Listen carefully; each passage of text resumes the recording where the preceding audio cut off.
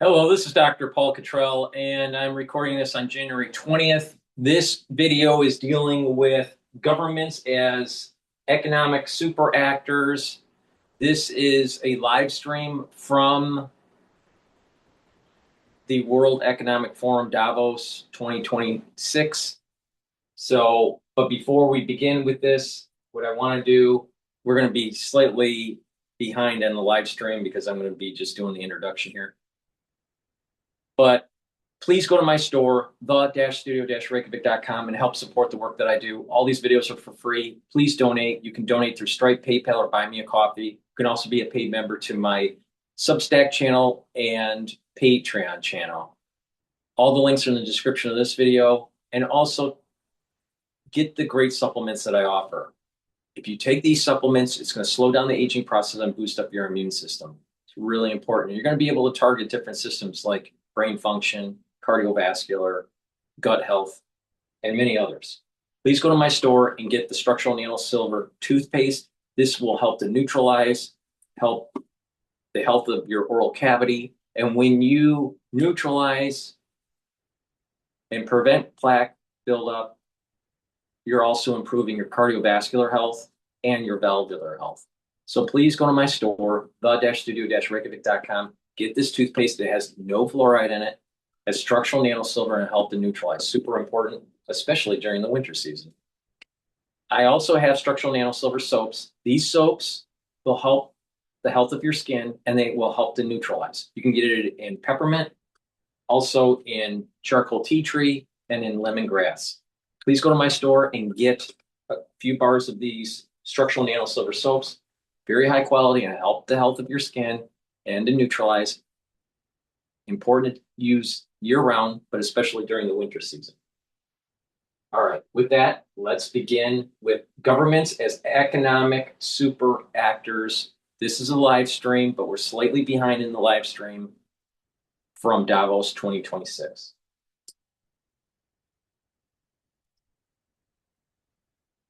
Which, if we dumb it down a little, was basically governments should take care of macroeconomic stability and property rights and get out of the way for the rest. And we're very much not in that world anymore. Everyone has seen how China's state-led development model has had huge successes in terms of growth and industrial development over the past decades. And by now, with all the crises that have been happening in the world, pretty much every government has adopted some form of interventionism, industrial policy, certainly an acknowledgement that the state has a guiding role to play in shaping economic growth. So that's what we're here to talk about today, to hear about experiences from governments, to hear how the private sector reacts, to understand challenges, risks, opportunities. We have a wonderful panel, so I'll very rapidly introduce you. To my left is Ryosei Akazawa, Japan's Minister for Economy, Trade and Industry. Next is François-Philippe Champagne, Canada's Minister of Finance. Directly opposite me, Bob Whelan, Global Managing Partner and Chair of Kearnsey, the global consultancy company. To my right, Sunny Mann, Global Chair of Baker McKinsey, the international law firm. And last but not least, Kathleen Coulson, Professor of Law at Georgetown University. So a very high-powered panel.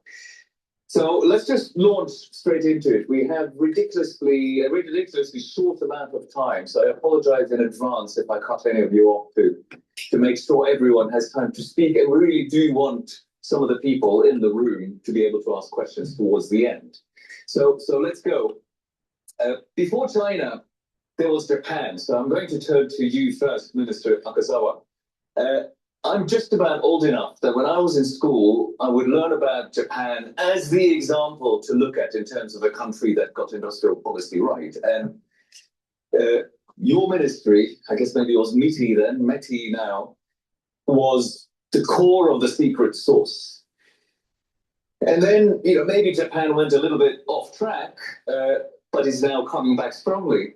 So what I'd like to ask you to do to get us started is just explain to us how Japan is now getting that legacy, using that legacy to rethink the role of the Japanese state in industrial policy and economic growth. Minister Akazawa, please. And I should say, the minister will speak in Japanese, so you all have translation headsets on your chairs. Well, thank you for the kind introduction. Davos Economic Forum 2026 decision with the government's economic super actors. Thank you so much for inviting me. And I have read the CVs of the panelists, so powered panelists. I'm very honored to be here. And Mr. Sanji asked a question. Thank you. And from the way you talk about the question, but I think you understand very well of economic history.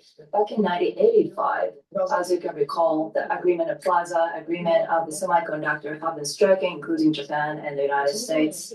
And around that time, that was one of the peaks that we enjoyed as Japan. Japan as number one, that book was published in the US, and our GDP was almost half of the US. And the US started to see as a rivalry, and one of the hegemonic countries of the United States kept us in check. And trade friction occurred after that, and that was around 1985. And around that same time, and the new neoliberalism started to appear.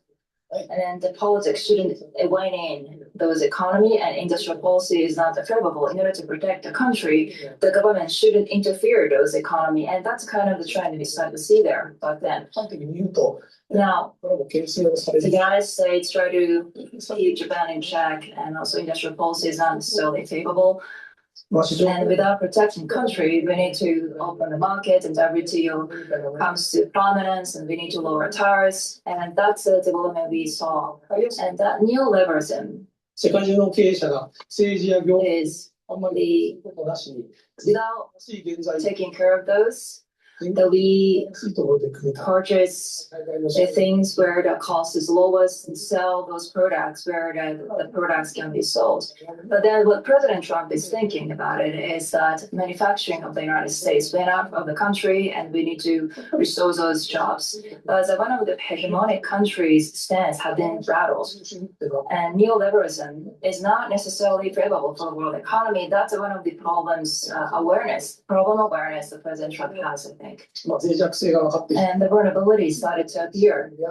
And the rare earth and key minerals supply started to be suspended by China, and oil cannot be manufactured with those raw materials because of China's policy. And under neoliberalism, the development of China goes on as it ever has been. Is it really okay? We need to ask questions to ourselves. And then in that context, we started to review the industrial policy. I can understand what the US stance, but the method itself is pretty wild.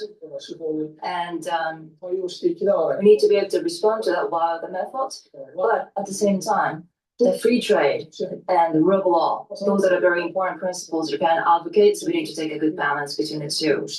So that's one of the struggles we have to deal with at the moment. And as Mr. Sanji asked the question, the METI leads in industrial policy, and METI has had so much power back in 1985, and US called the METI as a notorious METI. Now, yes, we were METI, now we've been METI. We were METI now. And most efficient, most effective ministry is a METI, and I'm the minister in charge of the ministry. So the robust industrial policy need to be led. So in order, whenever we go on export, import, the stable supply is one thing we have to be mindful of. So that's the times that we are under at the moment, and we would like to lead the economy forward. Thank you very much. You're quite right, actually, to remind us of the So 2010. I'm going to dive in a little bit deeper with this. All right. I think it was too superficial what the Japanese representative mentioned in this. Again, this is live stream, and as I'm interjecting, we're going to fall farther and farther behind with the live stream. But I think it's really important for me to interject here.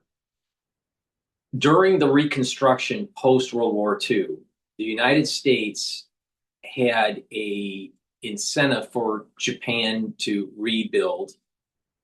There was an incentive for us to sell material to them, but also to have an ally in Asia, and shortly after World War II, we went into Korea, the Korean War. So Japan was definitely in an important area for for economics, but also for military strategy, right? To help rebuild their economy. It was a quasi controlled economy using the Bank of Japan, all right, and different ministries that helped the different industries because they were run by almost like a conglomerate, a conglomerate of families. Honda, right, was a big one. Toyota, big one, right? So Mitsubishi, right? So you had these Saidakus, I think they were called, but it was like it was a family structure that was running different industries, and they would work with different ministries within Japan during the Reconstruction era. So we're talking late 40s, 50s, 60s, and into the 70s. And the BOJ, the Bank of Japan, would work with these ministries and allocate resources to these conglomerates to be able to build up their industry. Okay, so it was kind of a controlled economy, but all right. Now he mentioned the liberalism of the 80s. Now in the 70s, now as they in the 40s, 50s, 60s, and into the 70s, they were on a petroleum-based economy. They were trying to sell goods to the United States, right? And they were building up their infrastructure, right? But then there was the oil shock of the 70s because of Iran and because of the wars in the Middle East. And OPEC started, early on. Let's say I think it was in the 60s and 70s, where Western companies that developed oil wells had to relinquish their ownership and give it to the state. Iran was a big one, Saudi Arabia, Iraq. All right. So there was this shift within OPEC to raise prices. Well, it caused a lot of consternation within Western societies because of their reliance on petroleum, their reliance on oil. So what happened in Japan is that they felt that shock too, because they had a petroleum-based economy. So in the late 70s, they decided to move away from a petroleum-based economy and try to shrink stuff. So they wanted to go into semiconductors and to shrink the powertrains of vehicles to use less energy. And they started making lots of money selling cars that were more efficient because the oil crisis, there was a supply shock, the cost for gasoline was very high. Most of the vehicles in the United States were large gas guzzling vehicles. And so Japan decided to start selling cheaper, high quality, less maintenance in terms of cost of gasoline in these vehicles. And they started to climb with their economy on top of the semiconductor industry that was coming from Sony and Mitsubishi, right? So what happened in the 80s is that their markets and GDP started skyrocketing. But a big part of it was they were able to do the reconstruction because of the centralized economy that they use with their ministries, working with the Saidakus, if that's what the name is, but it's these conglomerates. And shifted away from petroleum and moved towards semiconductors and informational technologies. So Sony at that time in the 80s, Sony was the Apple Corporation, right? They were the known, but they had problems and they started losing market share. All right. So, but during those 80s, they were selling cars, their GDP was going up, they had a more efficient economy, they were less reliant on a petroleum-based economy, while the United States was still based on a petroleum-based economy. Okay. Their stock market skyrockets, their housing costs start to skyrocket. There was hubris, and then all of a sudden the collapse in the early 90s. All right. Now, they weren't able to get out of their doldrums, out of this deflation that they had, because of many different reasons. One, they had what was called balance sheet recession, where they wanted to pay down debt, even if the BOJ was trying to stimulate the economy and the government was trying to stimulate the economy. The assets for homes were so high in the late 80s that when asset prices started to fall, that home prices, whenever you have a big drop in home prices in a developed economy, a large drop, it can affect the economy for years.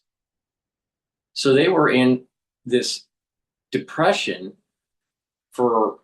and just muddling along through the 90s, the 2000s, 2010, and in just starting to inflate their way back up.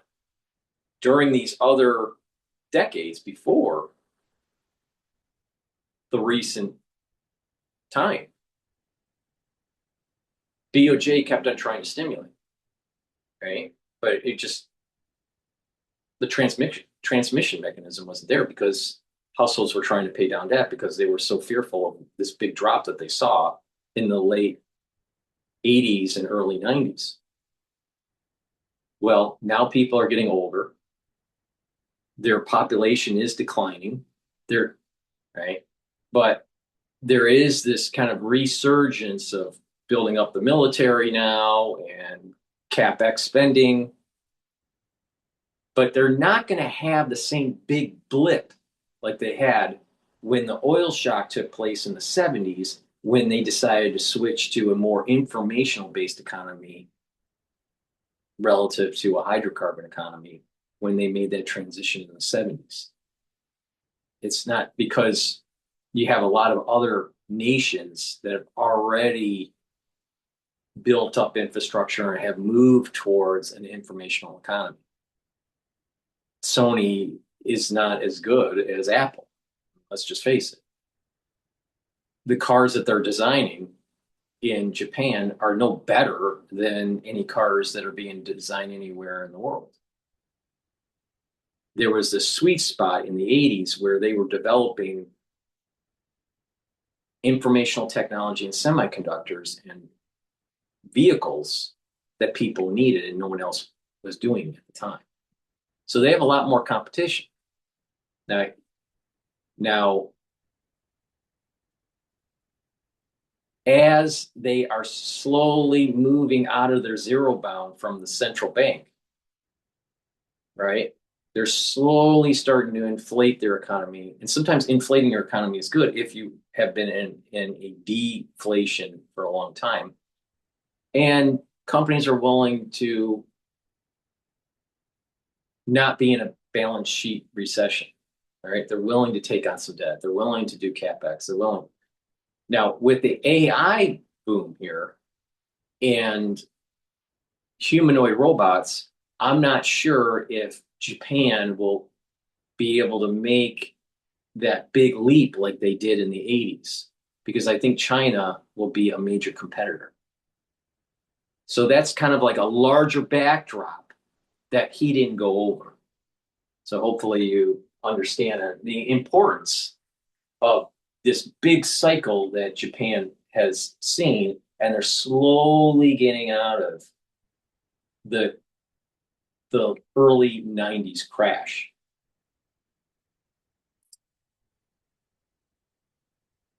move on rare earths, limiting exports of rare earths from China to Japan, because it reminds us that in so many ways Japan has been facing some of the challenges everyone else is facing first.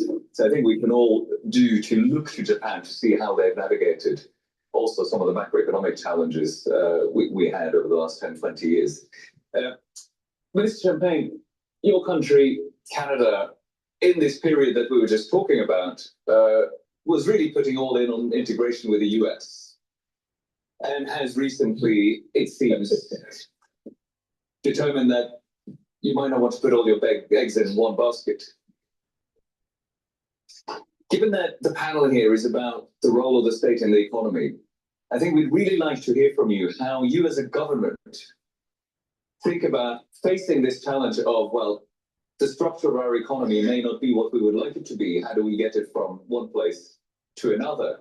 Because again, this is a break with the previous sort of hands-off thinking that prevailed in places like the World Economic Forum for many years. So tell us how your government, what is your strategy? How do you actually go about reshaping, restructuring an economy from the top down? Sure. Well, first of all, thank you, everyone. Kazawa-san, delighted to be with you. A distinguished panel. Thank you, Martin, for having all of us. Thank you for all of you to show up. I know it's early morning, but hopefully Champagne will fire you up a bit this morning. I must say, the first thing I'd say, Martin, is that the second quarter of the 21st century that we have already entered is not going to look like the last 25 years. And I think if you need a reminder of that, we're only the 20th of January. And I think some would say to already feel that we have had a number of things to do. I can tell you as a G7 finance minister, there was already one meeting and another scheduled. And we're just 20 days in the year. So that's just to give a sense of perspectives to colleagues as to where the world stands. And for me, I think it's the three S, which is really what colleagues may comment. But just to put that in a frame, and I'll come to Canada, but it's the speed, scale, and scope of change that is really rattling the world.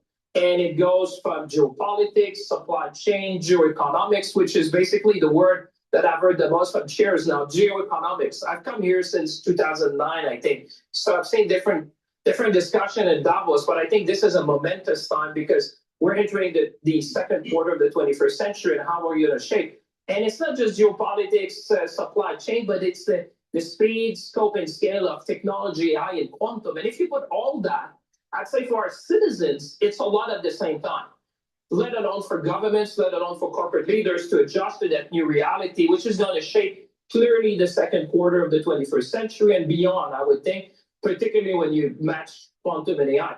So if you're Canada in this new world, how do you look at the world? Well, you were right. I think the world is moving, and I'm very close to our Japanese friend as well. We're moving from reliance to resilience. I think in many parts of the world, you've seen supply chain going from global to regional, more emphasis, and you'll hear from colleagues talking about, people are more about resilience and pure efficiency. We're moving from a different model. Remember the just-in-time, which was very talked about in places like Davos. I think now people are... I'll tell you one thing.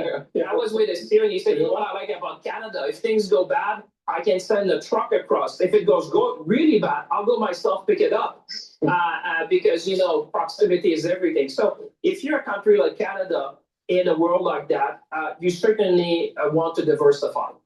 And I think this is what you're seeing, new alliance being formed, a new supply chain being developed. If you talk about the largest maritime companies, you'll see new shipping lanes being established, new ports. I mean, the world is redesigning that in order to be more resilient.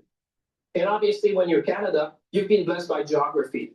Obviously, we're close to the United States of America, our largest trading partner. And I like to remind them, by the way, we're one of the largest customer of the United States. We buy more from the US than China, Japan, and the UK combined. So we are quite a big customer. 2/3 of the states have Canada as their first export market. But in a world like that, you say, what do you have that the world needs? And I think Canada answers that. We're still a very big magnet for talent. And, in this really place, we have always said demography is destiny. And I think we've seen that. You look for countries which have strong industries, a basic industry. I think Akazawa-san was talking about industrialization and reindustrialization. So building ships, building cars, building planes.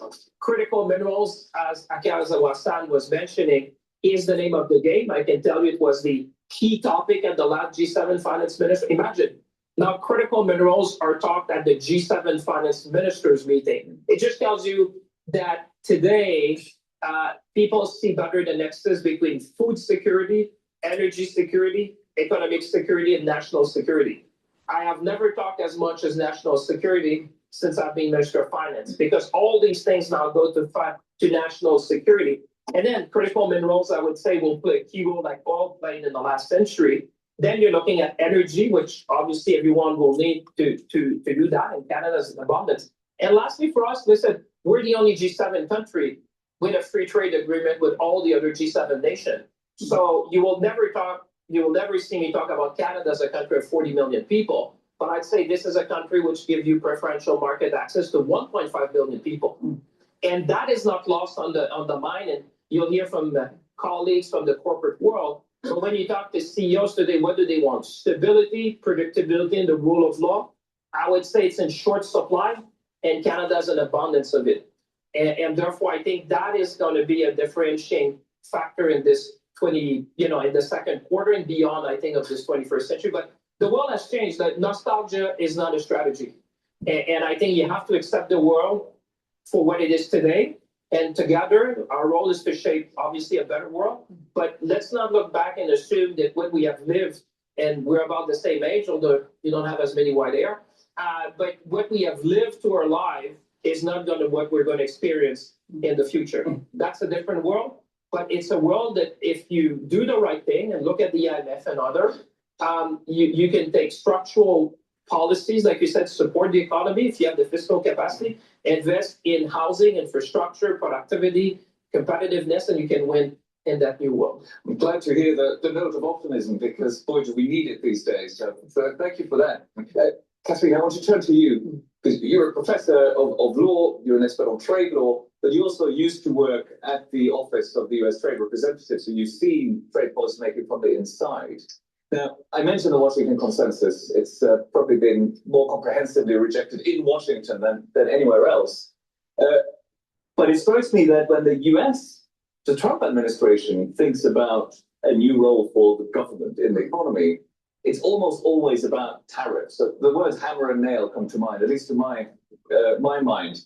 So I just want to ask you, what is it that trying to achieve? How can you understand trade policy? What is going on here in terms of trying to use tariffs, it seems, as a tool for everything?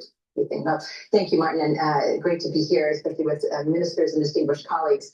I think you hit the nail on the head, if I may say, Martin, in the saying that tariffs are the tool for everything. They are the lead foreign policy tool, more than just the foreign commerce tool. And that's a distinction that matters both practically as well as legally. And so you see partners coming to the table at our so-called deals, deals that cover much more than just trade, deals that are now the focal point for much of our foreign policy, and they're quite diverse at that. So what do we take away from this? Maybe I'll make 3 points, if I may. The first, and these are sort of about surprise, because I think there's a lot of surprise at what is happening, but I submit to you that maybe not all of it is that surprising. First point, it's not surprising that the president would use tariffs in this sort of central way. He already threatened to do so in the first term, especially under the International Emergency Economic Powers Act, which is the law that he's using to put the tariffs on products from all over the world. So he threatened to do that then. He used other tools at that time. At the same time, you had the sense that the WTO was not sufficient for meeting our trade needs. So already when I was in government, as you said, Martin, at that time, there was this sense that it wasn't the place to go for the trade irritants that we had. It wasn't sufficient. The laws did not accommodate our concerns, particularly with China, but also beyond. So that moved us into looking at these alternative tools. Once you say, I want to use these alternative tools for the trade problems, why not use them for other problems? So here we are. That brings me to my second point. The second point is what has often surprised observers is that much of this is legal under US law. We have a number of statutes on the books with broad berths allowing the president to impose tariffs on trading partners for a broad range of economic security reasons. Now, today may be the day we hear from our Supreme Court as to just how far that goes. It could be today. It could be today. It could be today. It could be any time between now and June. And But it's very important to mention that if the executive branch or Congress didn't have those powers to fight against a new world order, then we no longer have sovereignty. Our trade policy is predicated on us exercising our sovereignty. World trade should not be superior to the needs and the wants of the American citizen or the American government. Sovereignty is the issue here. And if it means using a tank, a B-2 bomber, an aircraft carrier, or tariffs, so be it.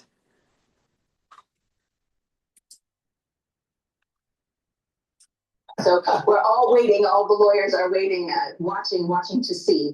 But as Ambassador Greer said yesterday, it's very easy for the administration to pivot to other statutes, other legal tools that would allow them to keep many of the tariffs in place.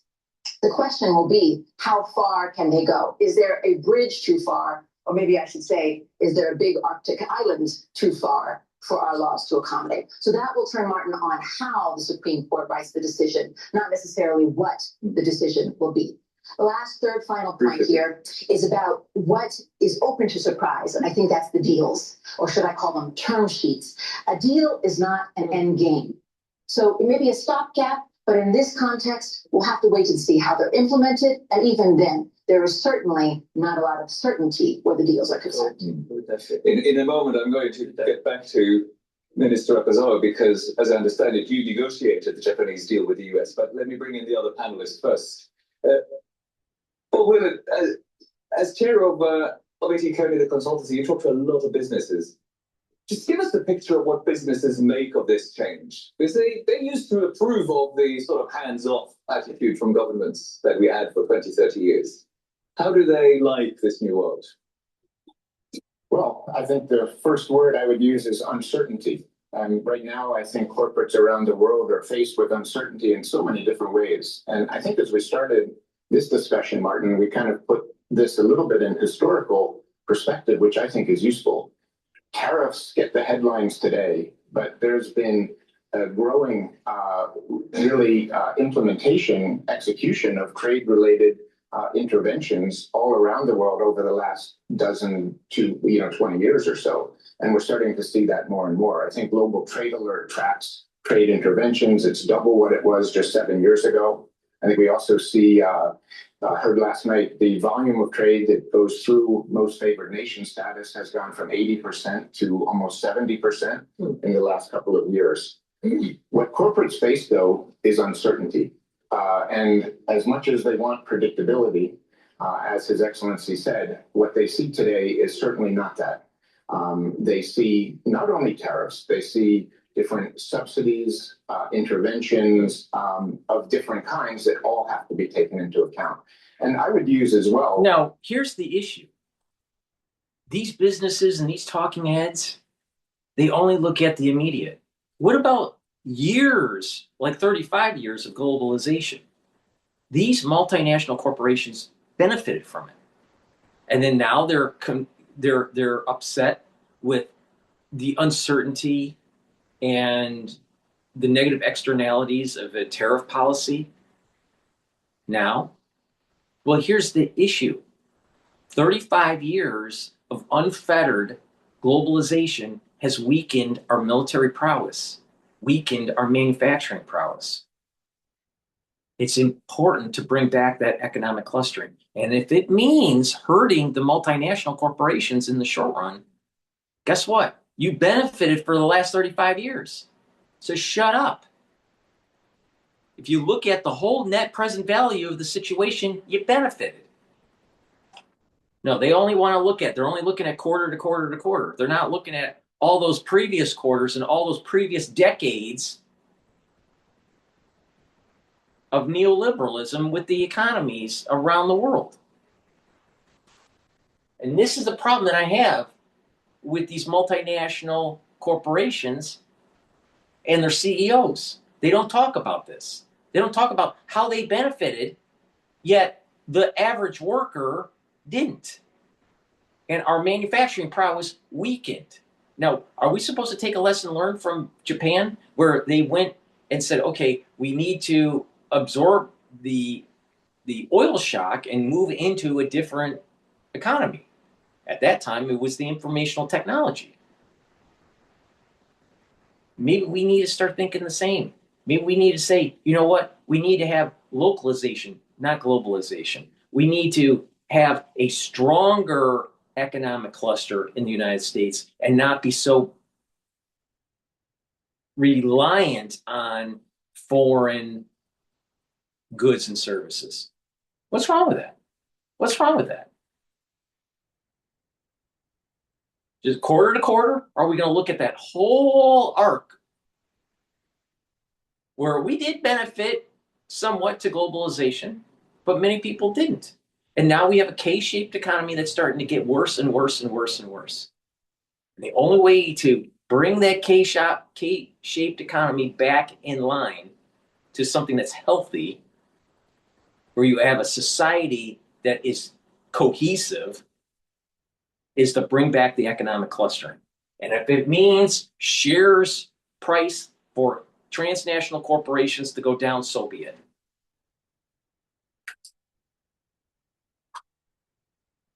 You know, in the CHIPS Act in the US was actually put in place by the Biden administration.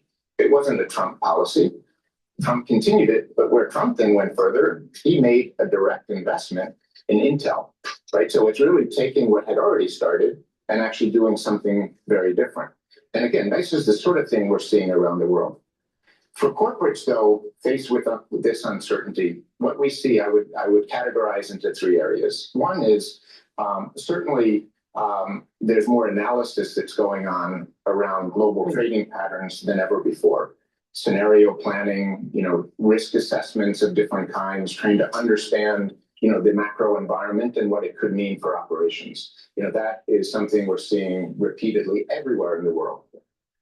The second area, and His Excellency talked about resilience. I mean, that is probably the operative word for so many of our corporate clients, trying to build redundancy and resilience into their systems. It might be with multiple supplier relationships. It might be diversifying manufacturing footprints to have alternate sources. So, you know, that is really playing out. And I think one has to ask whether that's always the most economic argument. After many years of going to perhaps the most cost-effective location, now you're seeing active trades by corporates to really create resilience, and that also has a cost to it. The last thing I would say, and this is perhaps more ominous for the global economy, is we see a lot of delay.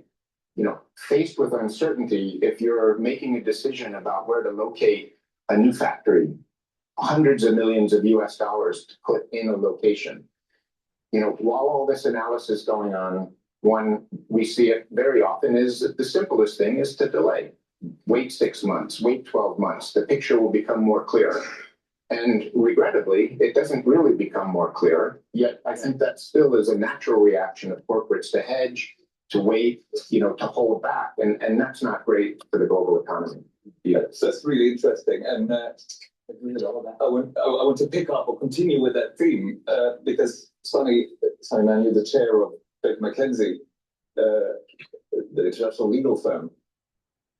I mean, you think about how businesses navigate this sort of new, uncertain, unpredictable environment. So what are you seeing in terms of, you know, this sounds a bit like business are just getting on with it, but is there any alternative to delaying decisions and just kind of stepping back? How do you actually deal with a more perturbed world?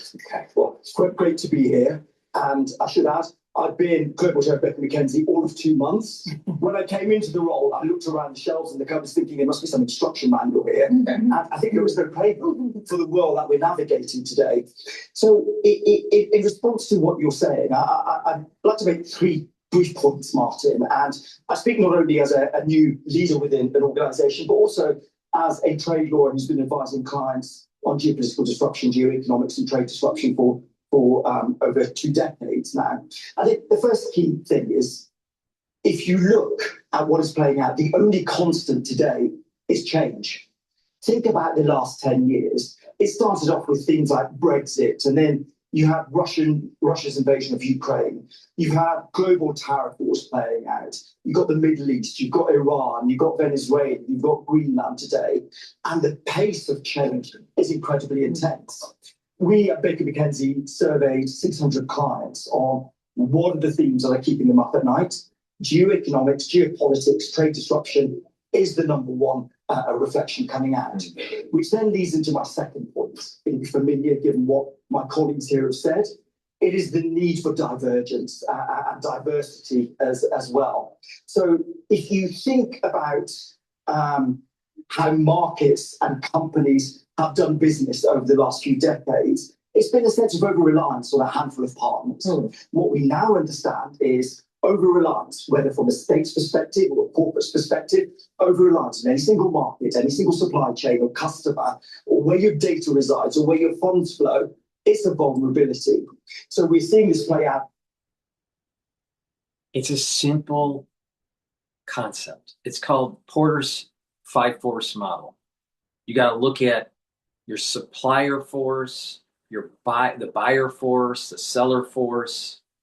You have to understand the variables in your business and what you can control and what you can't control. And you can look at it at a societal level. You can look at it at your personal level. You can also look at it at your corporate level. But the Porter's 5-force model never fails. All right? Now, there is a Porter's 6-force model that's a little bit more nuanced. But the thing is that it's really a simple concept. Take a look at the variables. Where are your strengths and where are your weaknesses?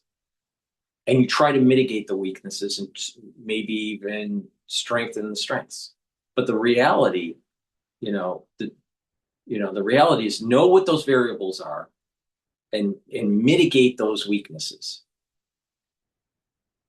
And work on your core competencies. But it's important to understand that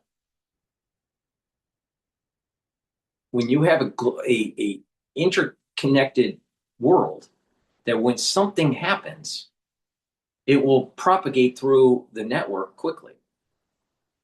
We are moving towards World War. Some people would say we're already in it. And this is what corporations are worried about. We're worried about disruptions of our supply chain.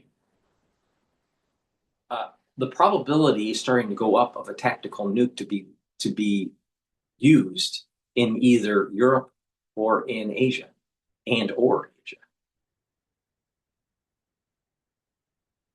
So our priorities are a little screwed up here. But this is the reason why people keep on saying we shouldn't have been so reliant on this global economy. Oh, it was the most efficient way to do it. It was the most efficient way. It was the best thing for the stock market. But is it really better for society? And the answer is no. Should the United States have built up China only for us to spend trillions of dollars to kill them? No. It wasn't a smart idea. But now we'll have to do it.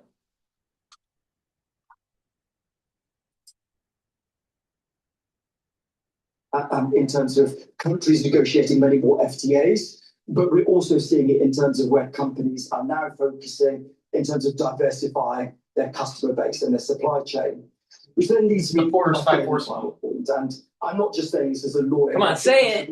Porter's 5-force model, clown. A sense of collective protection for this particular point. I was delighted to hear the two ministers talk about the importance of the rule of law. You need the rule of law to ensure there is the stability that Bob talked about. You need the rule of law to ensure that when you enter into an agreement, when you enter into a contract, there is that sense of protection as well. So that is the third key point I make as well. Is there a risk? Could I just follow up on this and ask anyone who wants to address it? Is there a risk that giving the government, the state, a more active role in the economy has a trade-off with the sort of predictability that the rule of law required? I mean, is there a trade-off here? Maybe the lawyers want to briefly comment first. You should go first. Is there a trade-off in having the state? An active state as an agent in the economy with the rule of law. Is there one? Does it have to be a... Well, it It's all depends on about how the state sovereignty. behaves. I think that's easy to say, right? No. Here's the problem that we've had. No. Here's the problem we've had with globalization. You had an group creating laws that try to erode the sovereignty of other nations. You don't have a nation unless you control your borders and you can control your currency. But when you have an uber group or an uber government trying to make your borders porous, make your borders porous, and having mechanisms in place where it's preventing you from controlling your currency, you're literally losing your sovereignty. Then you start to shed your manufacturing.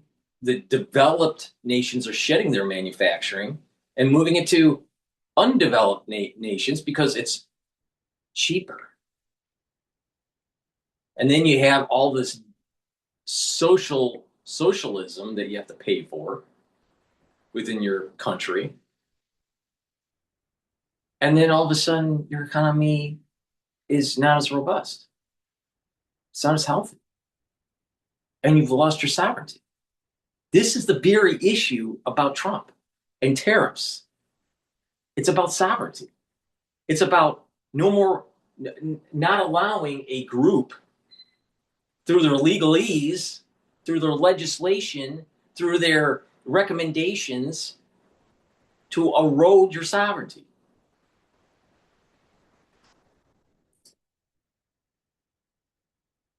As I mentioned a moment ago, in this environment, as you've heard from colleagues as well, when you have the state that you expect to act in the way that it is in the past, then you're doing well in that sport. But if you have one who's changing mind from one day to the next, it's difficult to say that that's working very well. Because the reality is, national security has woven its way into the business world, right? It's dead centered within business strategy now. Yeah. And so when you have national security permeating things like tariff policy, sanctions, export controls, foreign investment regulations, ESG, the rule of law has to be critical as well, because how else can companies try and work out how to navigate these complex laws? But I would say you need, I would say you can welcome the state of intervention in the way. I'll tell you, for example, when we're looking at reindustrialization, rebuilding supply chain, I'll tell you, for example, critical minerals. As the professors were saying, as long as the rules are clear and fairly applied, I think that serves national security and economic security. I was a minister of industry, just like Akazawa-san, before being minister of finance. And in Canada, we have the Invest Canada Act, which is an act which I amended to include the concept. He's not getting to the point here. China has been built up by Western nations, especially the United States. They have rare earth metals, they have capability, and they want Taiwan. And it's going to cost a lot of money, a lot of blood and treasure for the United States to prevent that from happening. And if we win, we will have even more debt to do it. And our hegemonic power is at risk. If we lose the freedom of navigation. If we win, we'll have the freedom of navigation, but we'll be heavily in debt. Either way, we're going to be heavily in debt. But the question is are we going to lose our hegemonic power in the process? Because we allowed China to be rebuilt.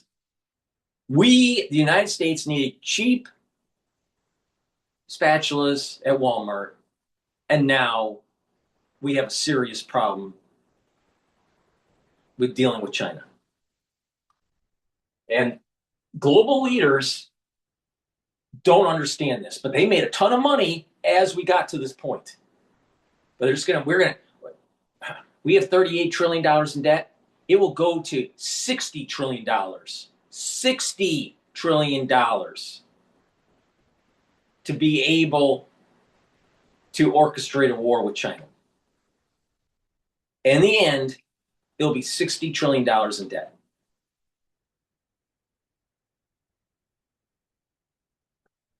It's time to just kick their ass. Because the longer you wait, the more it's going to be a problem.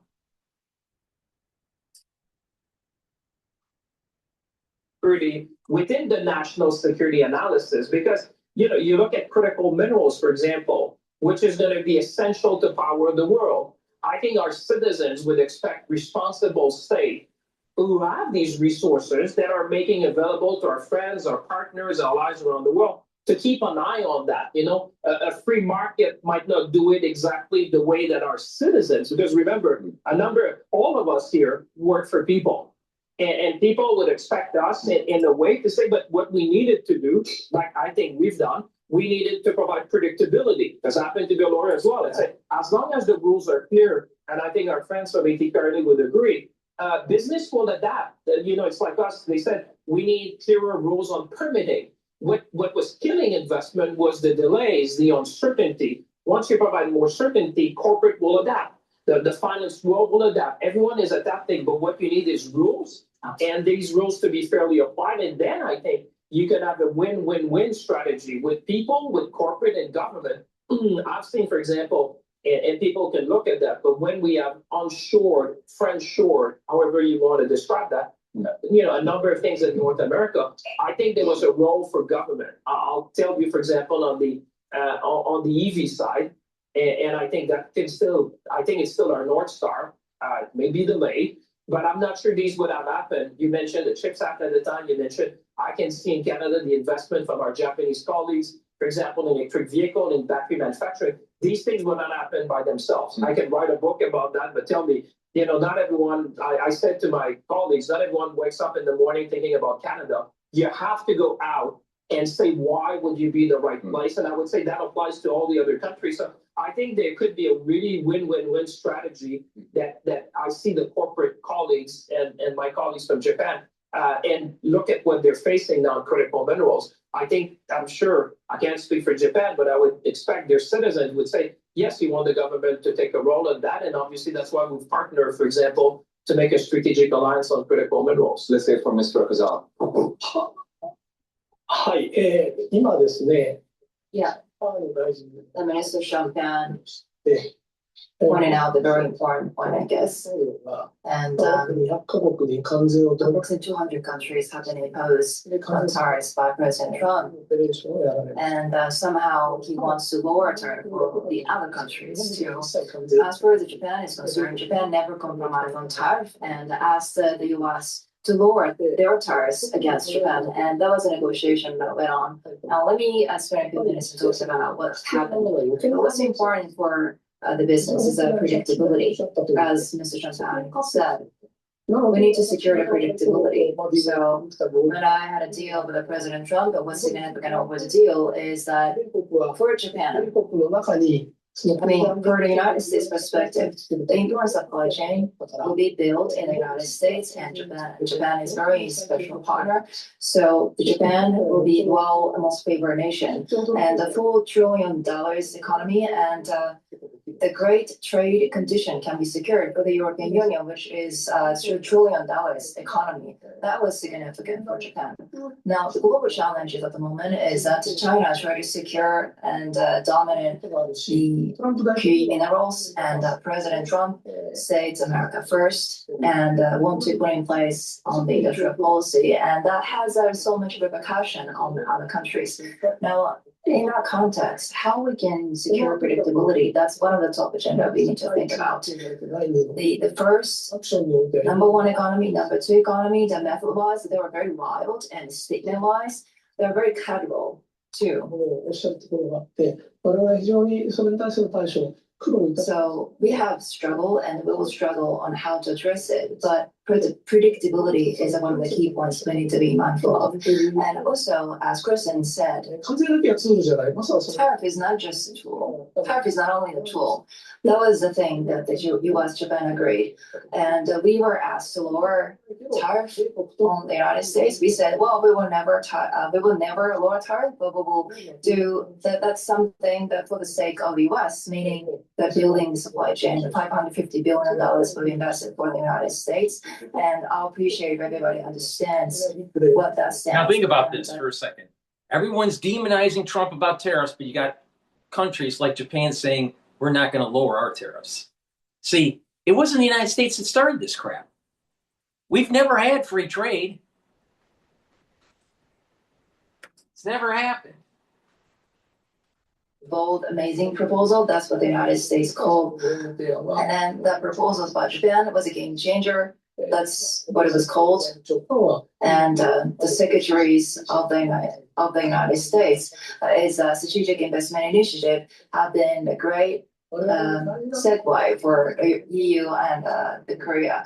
So in order to secure the predictability, the government has to do everything they can.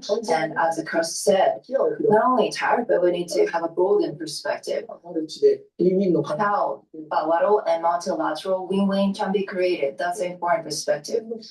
And I have a little opportunity to speak up. I would like to talk a little bit more of the policies of the government of Japan. I mean, it's not my intention to say it's a position talk, but I think Japan is a bot. So bot Sanaenomics. Our Prime Minister is Sanae Takaichi as a new Prime Minister. I like to be brief in talking about 3 points. Number one, I mean, we are short on talents. We are short on talent because of the super aging society. So we don't have to worry about the rising unemployment rate. Across the countries outside Japan is very unique, and trillions of dollars have been invested for the energy saving, artificial intelligence, for better efficiency. We don't have to worry about the rising unemployment rate at all. So we are very unique position, and that's what one of the efforts the Prime Minister has preceded. That's number one. Second, as far as industrial policy is concerned, we are leading Ministry of Transport, Trade, Industry, METI, and that was called as notorious METI from the United States, and I mean, the evil has a power all the time. I mean, we have to pursue the winning strategy, artificial intelligence multiplied by big data, and what's the winning strategy for Japan? That is a crisis, but the super Asian society and the disaster-prone nation, that enables us to be having a winning strategy. That's one of the characteristics that we can enjoy. The super aging society and the disaster. So big data multiplied by artificial intelligence. That's one of the tools we can tap on. What kind of data sets we have, what kind of business we have. Utilizing those, we need to create a strong economy. For example, healthcare for the senior people, very meticulous. He's trying to build off of the success of the 80s when they went into the informational age and the informational technology as they were moving away from a hydrocarbon economy. They're trying to build off of it. They're hoping that the next big wave of economic growth for Japan will be AI. Now, I think that won't happen because there's going to be so many different players competing. So they're going to muddy along and grow their economy, but they're not going to be dominant players like they were a dominant player in the 80s. The elderly care plan can be created by AI, and as far as a disaster is concerned, for example, tsunami, earthquake, rubbles, and within which prompt and accurate manner and safely we need to develop the robots to save lives. And also for senior people, I mean, big data has been a must in Japan. That's one of the tools we have. So we need to continue to invest in that and big bet on that. And then fusion, artificial intelligence, quantum, and those are various technologies we like to utilize going forward. And the development of the AI itself is concerned. I mean, it's not something that we can easily catch up on the US and China, but we can play a game on data. And AI-wise, the Japanese robotics has been really highly appreciated. The components are related to the life-saving, including the aviation components, are really credited across the globe. So we need to have a track record, a best case, and so that we can utilize that lesson for the next sector, like artificial intelligence. And that's where we are going to make an investment so that we can lead the global economy. That's our philosophy around the government. Just only one thing to go. I'd like to get some questions from you. Well, as I said at the very beginning, around 1985, the United States saw Japan as a rivalry, and we are kept in check for the economic growth. But we become a special partner for the United States, and the bilateral relation with the United States has been significantly changed because of the consultation and agreement with tariff and economic security will be secured in agreement. In that sense, Japanese economy is a buy. So buy Sononomics. Thank you very much. That's an excellent sales job. I'd like to take a couple of questions from the audience, and they have to be very short. So there's one there, gentleman there. Is there one more? And we'll just take them together. Yes, good morning. All right. I'm not gonna play the questions. I want to do a different video here, but please go to my store, the-studio-reykjavik.com, and get the cleanse or the Max 35 or Max 14. These will help to boost up your immune system, neutralize your oral cavity to improve your oral health. In addition, when you improve your oral cavity, you're helping your cardiovascular system and your valvular system. When you're using these products, take a teaspoon a day, swish in your mouth, gargle about 20 seconds and swallow. This will help to improve the health of the oral cavity and the oral pharynx, maintain your mucosal barrier, help with the health of the epithelial cells, which is in the back of your oral pharynx, and it helps to boost up your immune system.